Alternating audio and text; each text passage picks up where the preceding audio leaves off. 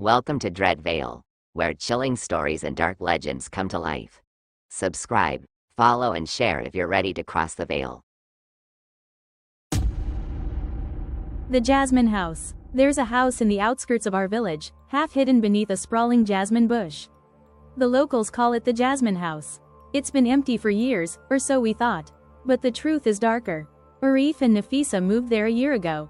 They were young, full of hope, waiting for their first child. Everyone said they were the perfect couple. Nafisa was 7 months pregnant when the darkness fell. Arif's love for Nafisa was fierce and all-consuming. He cared for her like a guardian, like a man who knew she was fragile. He'd sit by her side for hours, humming lullabies to the baby inside her. The jasmine bush outside their window became a symbol of their happiness, its sweet scent filling the house with warmth. But soon, things began to change. Nafisa became distant, her eyes losing their sparkle. She no longer smiled, and her laughter was gone. She stopped going outside, stopped answering visitors. Arif said it was the pregnancy. That she was tired, scared, overwhelmed. He believed it, until the night of the accident. It was a stormy evening when Arif was returning from the market. The rain was relentless, the road slick and treacherous. As he rounded a sharp bend, the carriage skidded. The impact was sudden, brutal. Arif awoke hours later, drenched and shaken. Nafisa was nowhere to be found. They said she was dead. But Arif refused to accept it. Desperation drove him to seek forbidden knowledge. Old tales whispered of a sorcerer who dealt in life and death, a man who could pull souls back from the abyss. Under the cover of night, Arif met the sorcerer in a shadowed glen. The price was high. Arif paid it. Back at the Jasmine House, he began the ritual. Jasmine petals were crushed and mixed with earth from the graveyard. Symbols were drawn on walls and skin with ink made from ash and blood.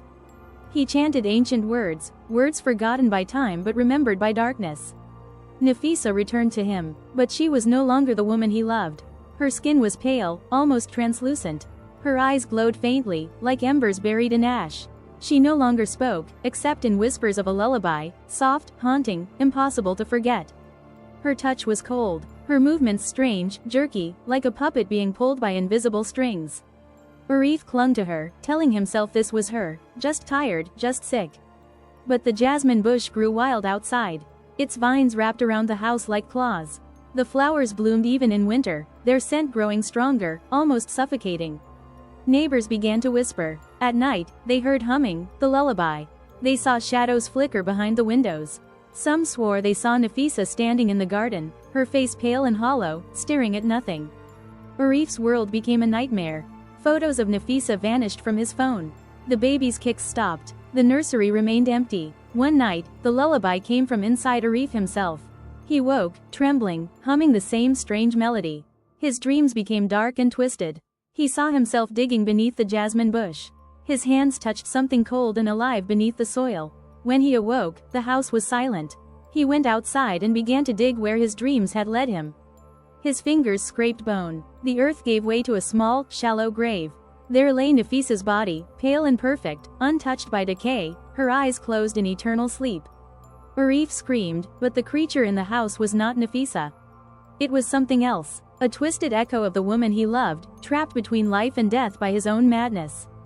The jasmine bush shook violently, branches slashing through the broken windows, wrapping around Arif like living vines. The lullaby rose into a crescendo, a song of mourning, madness, and eternal bondage. In the days that followed, the Jasmine House stood empty again. But sometimes, late at night, if you walk past its crumbling walls, you can hear the faint, sorrowful lullaby drifting on the wind.